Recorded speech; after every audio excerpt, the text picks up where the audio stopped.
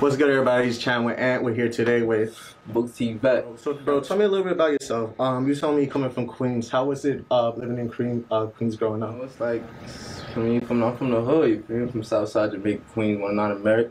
I'm saying, going down to 107 in God Brewer, Springfield, Rosedale, for me, like, it's like any other hood, you feel me? Product of my environment.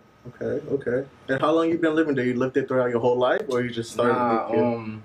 I originally lived in the Bronx, 170 College Avenue. For me, my mom had passed away, so then I started living with my godmother out there in Queens. So I think that was probably like 2012 I moved out there. So I was in like 11 years there, 14 years over there, you know what I'm saying? Okay, so did you start doing music in the Bronx or in the Queens when you were living? Nah, I really started doing music in the Bronx. Like I started doing music probably around 8, 9 years old. Wow. Okay. Yeah.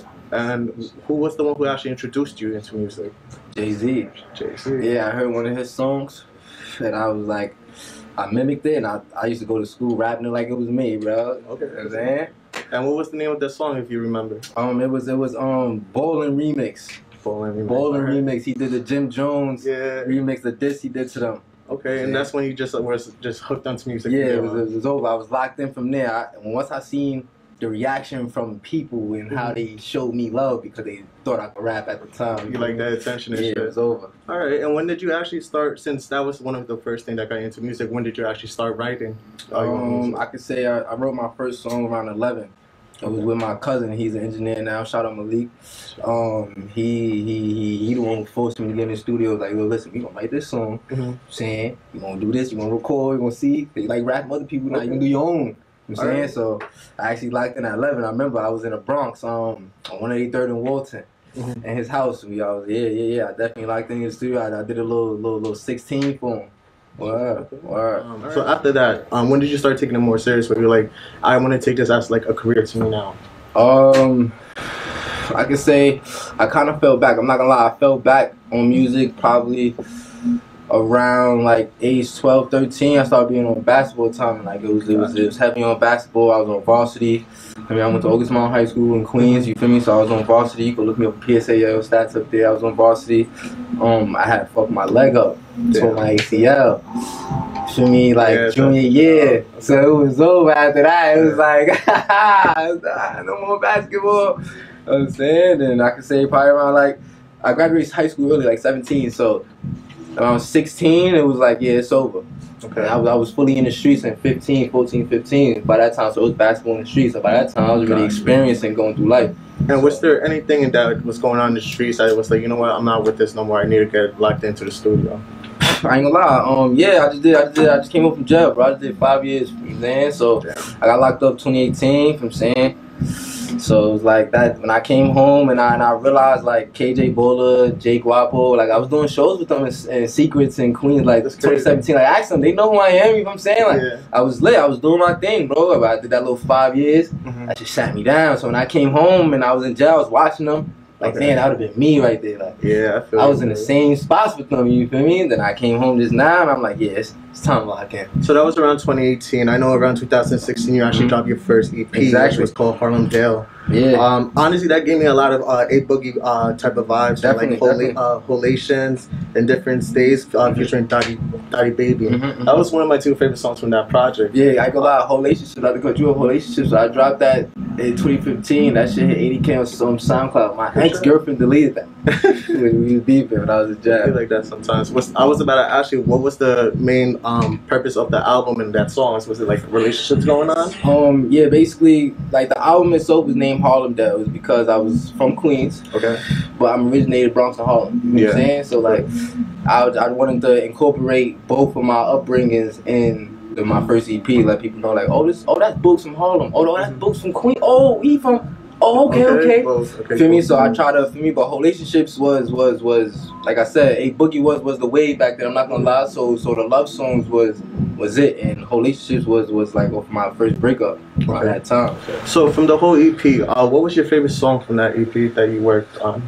I could say from the whole EP, Relationships is definitely one of my favorites, but I say my favorite is Different Days. That's crazy with my little brother Dottie Baby.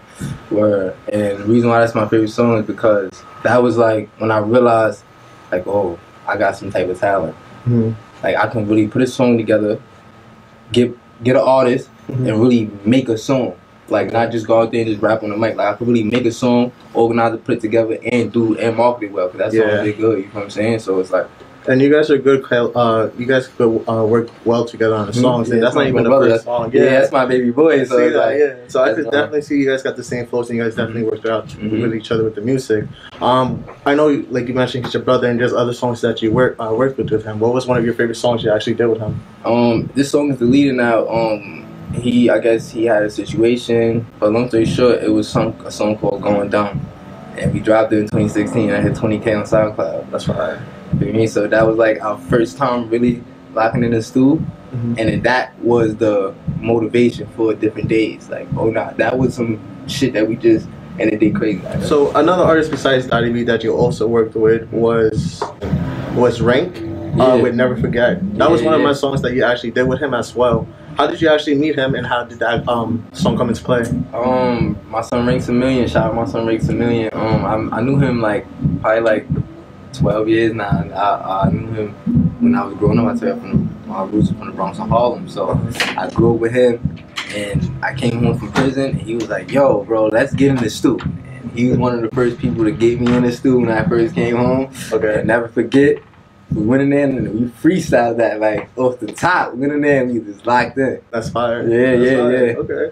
And another one that you also worked with was Ty Flacco. Oh yeah, Ty Flacco. Shout out my son Ty Flacco. Yeah, basically I told you I got the record label, and he's one of the artists on the label. Got you. So that's my dog. Like, that's my heart, my brother. You know what I'm saying? So like, yeah, we locked in. Like, That's fire. And tell me a little bit about the record label. Like, who's in it? What's the name of the label and everything? So my record label, Let's Get Money Entertainment. Okay. I got Kaylin, Dottie Baby, got my son PG Leo. I got a few. I don't really want to name too many. I'm trying to keep it exclusive, slowly but surely. But you feel me? Like, I got a couple people all over, you feel me? But like, it's the lineup is crazy, and I'm trying to start releasing about January 10th, January 11th. Okay. Start releasing a couple of artists, everybody I'm working with. That's fine. And yeah. You know, we in New York with it, man. Sure. Locked in. Who's one of the persons besides Daddy Baby that we should look forward for? Shout out to Kaylin, my artist Kaylin Kara. She go crazy. She on Spotify right now, so everybody go tune in. She's dropping a new song, Lonely. Awesome. And I know you just came out as well, and you just recently dropped new songs this year. One of my favorite songs that you did was the Trauma Freestyle.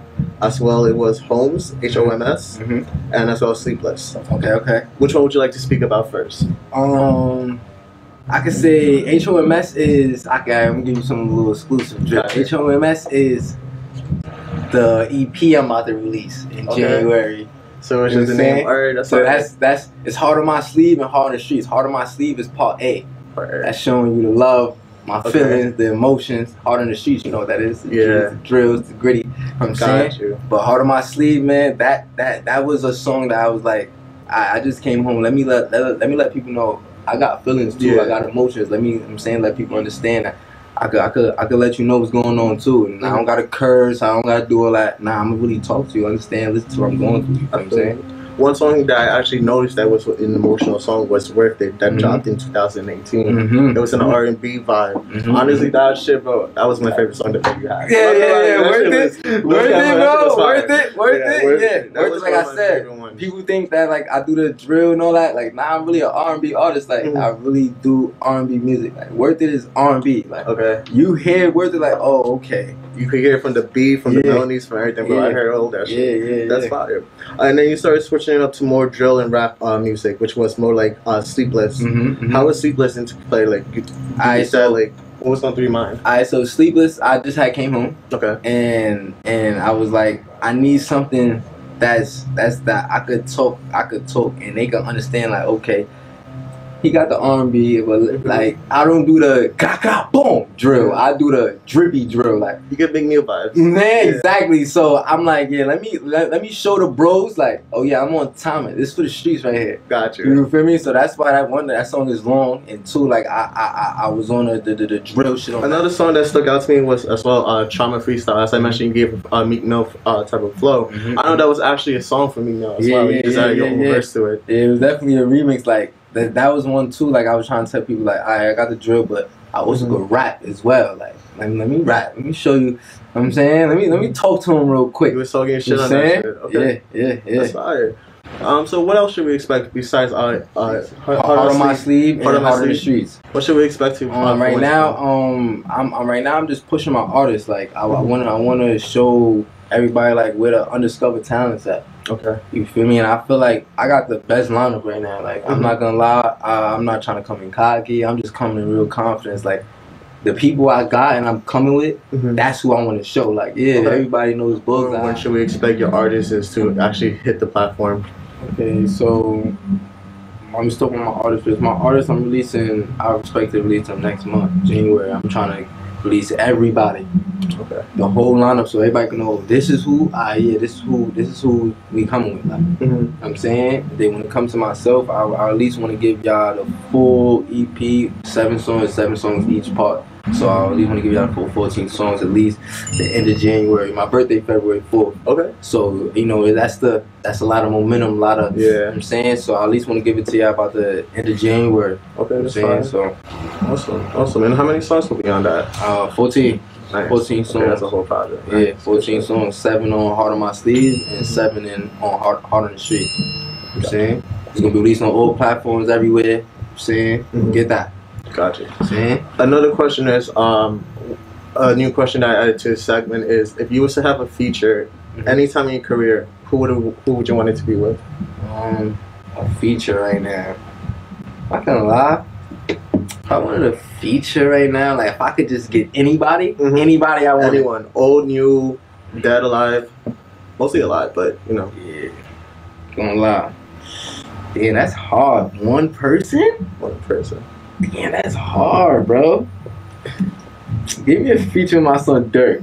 Okay. Give me a feature with my son Dirk. Okay. Give me a feature with Dirk, it's over. I can see that. I can see that with. Alright, bro. Where should we find you? Your Instagram, music, all that. What's your YouTube? Everybody go give me Boogz Tvett, Boogz Tvett. I'm saying, go get that everywhere. I'm on every platform. Go get that, download that, stream that. Just hit 100K on Spotify. I'm saying, going up. Awesome. And let's get money. Question. How did you get your name Boogz? Actually, it was like my sister, her name is Boogie. Okay. You know what I'm saying? So I was like the next in line. You know what I'm saying? I'm the second oldest, so it's like Boogz, Boogie, Boogz. You know what I'm saying? So it's like I was the second. Tvett stand for the veteran. You know what I'm saying? I made that up myself. You know, I'm the veteran. I run shit. You know what I'm saying? I'm the captain of this shit. You know what I'm saying? Good shit. Alright, bro. So thank you for being on the podcast. You know the vibes. I'm outside. Stay tuned for his upcoming album. Let's get money, man. Shout out to the God Street God. Awesome. God. Oh. He going crazy.